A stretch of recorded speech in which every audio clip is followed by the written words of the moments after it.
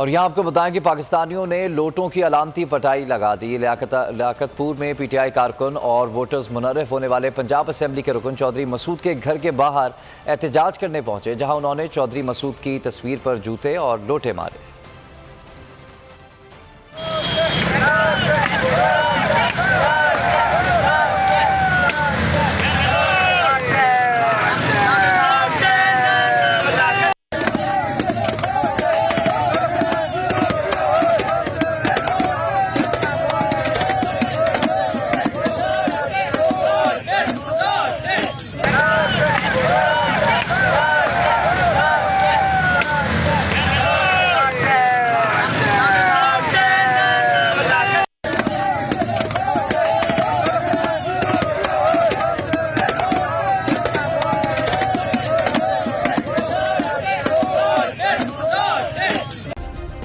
Subscribe करें और bell दबाएं ताकि कोई खबर रह न जाए।